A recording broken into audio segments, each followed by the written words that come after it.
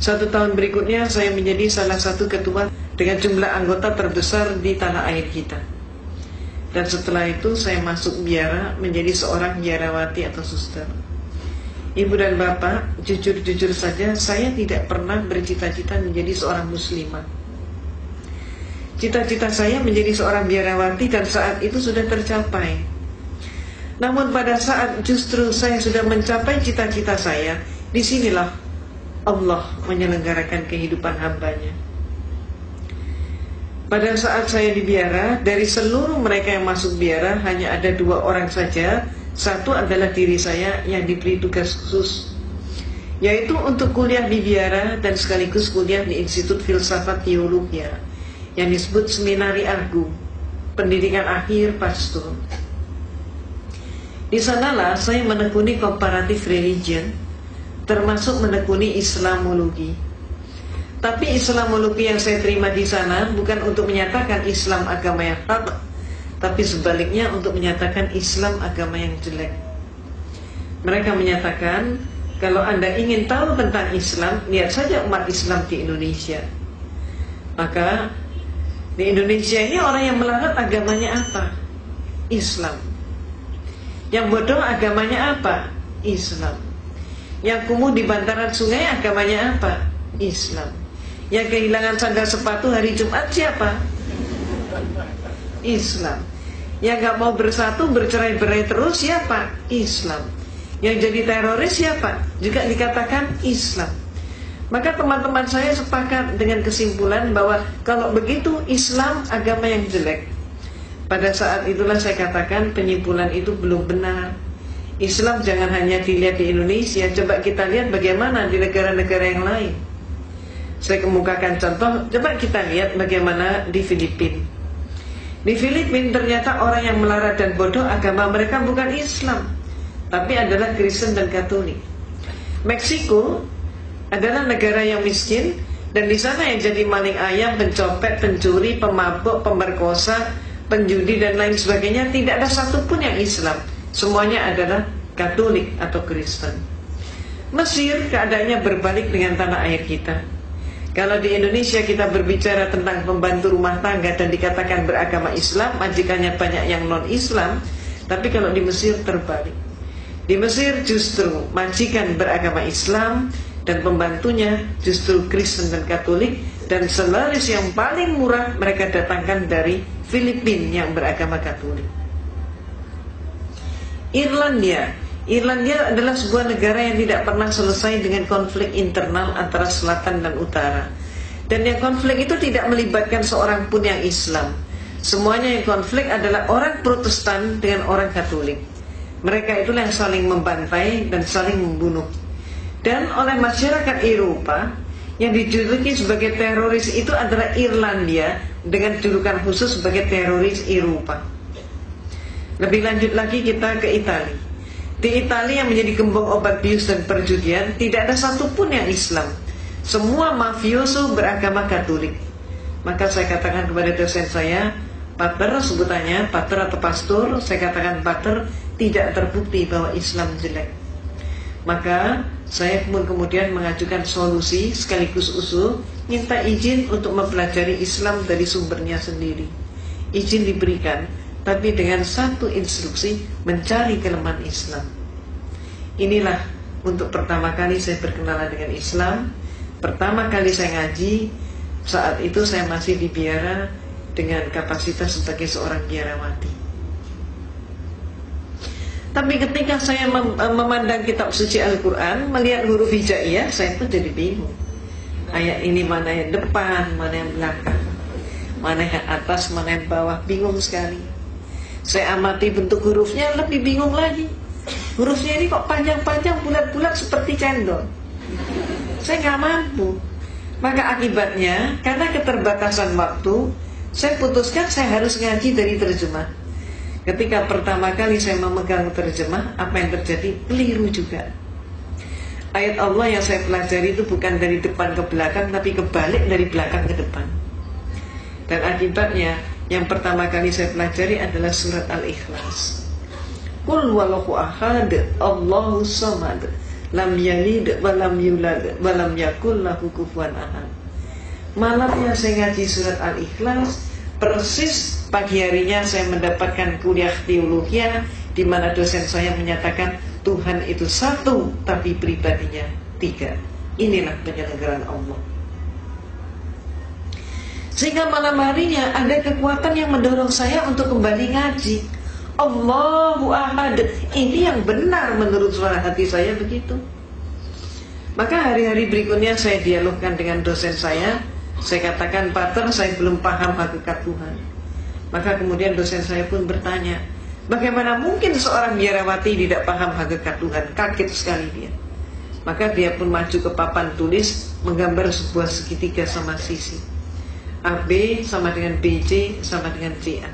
Saya ditanya, segitiga ini berapa? 1. Sisinya berapa? 3. Itulah Tuhan itu satu tapi pribadinya 3, kata dosen saya. Maka kemudian saya pun mengatakan, kalau demikian Pater, suatu saat nanti kalau dunia sudah semakin maju, ipteknya pun semakin berkembang, Tuhan itu kalau cuma 3 pribadi tidak akan mampu untuk mengurus dunia. Paling setidak-tidaknya harus mendapatkan penambahan menjadi 4 pribadi. Jawab dosen saya, tidak bisa. Saya jawab, bisa saja. Maka saya pun maju ke papan tulis, menggambar segi 4 sama sisi. Kalau dosen saya menyatakan Tuhan itu pribadinya 3 dengan menggambar segitiga, maka saya gambar segi 4 sama sisi, sah-sah saja kalau saya katakan Tuhan itu pribadinya 4. Apa kata dosen saya? Tidak boleh. Kalau tadi tidak bisa, sekarang menjadi tidak boleh. Maka kemudian saya tanya, kenapa? Jawabnya, ini dogma. Dogma adalah hukum atau aturan yang dibuat oleh pemimpin gereja. Maka saya tanya, Pater, kalau saya belum paham dogma itu bagaimana? Dia mengatakan, Anda paham atau tidak, terima saja, telan saja, dan jangan dipertanyakan. Kalau Anda bertanya, kalau Anda ragu, hukumnya dosa. Walaupun saya sudah dijawab seperti itu, tapi malam hari ada keinginan yang demikian kuat untuk kembali mengkaji Al-Quran. Demikian terus menerus terjadi, sehingga saya pun semakin ingin berdialog dengan dosen saya tentang masalah konsep Tuhan, tentang masalah tauhid, kalau kita menyebutnya demikian. Maka antara lain saya pernah bertanya, Pater, yang buat meja ini siapa? Saya pernah bertanya begitu. Maka kemudian dosen saya nampak dia menangkap ada sesuatu yang lain di balik pertanyaan saya. Dia tidak mau menjawab, bahkan saya disuruh menjawab sendiri. Dan saya pun menjawab. Saya katakan, Pater, kalau menurut saya yang membuat meja ini pasti tukang kayu. Lalu kenapa? Pasti tanya lagi dia. Saya jawab, kalau menurut saya meja ini walaupun dibuatnya setahun yang lalu, sampai 100 tahun kemudian meja ini tetap meja, tidak berubah menjadi tukang kayu, dan tidak ada satu pun meja yang mampu mengubah dirinya menjadi tukang kayu. Tukang kayu tidak boleh dipersamakan dengan meja. Maka dia pun bertanya, apa maksud Anda? Saya katakan, Pater, menurut pengamatan saya, Tuhan itu menciptakan alam semesta dan seluruh isinya termasuk manusia. Maka ada manusia yang dilahirkan setahun yang lalu, sampai 100 tahun kemudian ternyata dia tetap manusia. Bahkan sampai kiamat pun manusia tetap manusia. Tidak ada satu manusia pun yang mampu mengubah dirinya menjadi Tuhan, dan Tuhan tidak boleh dipersamakan dengan manusia. Malamnya saya ngaji lagi, dan hari-hari berikutnya saya dialog lagi, saya diskusi lagi. Saya pernah menyatakan juga, Pater, siapa yang melantik RB? Saya ditertawakan kali ini. Bagaimana mungkin seorang biarawati nggak ngerti siapa yang melantik RW? Maka saya jawab, sebetulnya saya mengerti. Maka kemudian dia baru terhenyak, dia kaget sekali. Apa sih maksud Anda? Dia tanya. Coba menurut Anda siapa? Coba silakan jawab. Bertubi-tubi saya dihitungkan. Dan kemudian saya katakan, Pater, kalau menurut saya yang melantik RW pasti eselon di atasnya, lurah ataupun kepala desa. Kalau sampai ada RW dilantik oleh RT, maka jelas pelantikan itu tidak sah. Demikian pula ada 100 orang kopral bermusyawarah untuk mengangkat salah satu teman mereka menjadi seorang jenderal. Walaupun yang melantik 99 orang, tetap saja pelantikan itu tidak sah. Apa maksud Anda? Dia tanya. Maka saya katakan, Pater, menurut pengamatan saya, Tuhan itu menciptakan alam semesta dan seluruh isinya termasuk manusia. Manusia hakikatnya sebagai hamba Tuhan. Maka kalau ada manusia melantik sesamanya manusia menjadi Tuhan, jelas pelantikan itu tidak sah. Malamnya saya ngaji lagi, terus seperti itu. Dan kemudian saya diskusi lagi, sampai pada klimaksnya saya bertanya tentang sejarah gereja. Saya katakan, Pater, menurut semua literatur yang saya pelajari dan kuliah yang saya terima, Yesus yang oleh umat Islam disebut Nabi Isa alaihissalam, ternyata Yesus itu untuk pertama kalinya dilantik menjadi seorang Tuhan. Peristiwa itu baru terjadi pada tahun 325 Masehi. Jadi sebelum tahun 325 Masehi, Yesus belum jadi Tuhan. Yang melantik Yesus jadi Tuhan siapa? Yang melantik Yesus jadi Tuhan adalah seorang raja Romawi, yaitu Konstantin. Pelantikannya terjadi dalam rangka sebuah konsili. Konsili ini bahasa Latin Romawi, artinya adalah konferensi, atau istilah kita yang lain adalah muktamar. Terjadi di kota Nizea. Maka disebut konsili Nizea tahun 325 Masehi. Ini untuk pertama kalinya Yesus jadi Tuhan. Jadi sebelum itu dia belum jadi Tuhan. Sayangnya sejarah ini tidak dipahami oleh 98% umat Kristen. Walaupun sejarah ini ada di dalam buku-buku mereka. Cuman dengan sengaja pemimpin-pemimpin gereja menutup sejarah tersebut agar supaya umatnya tetap tidak tahu.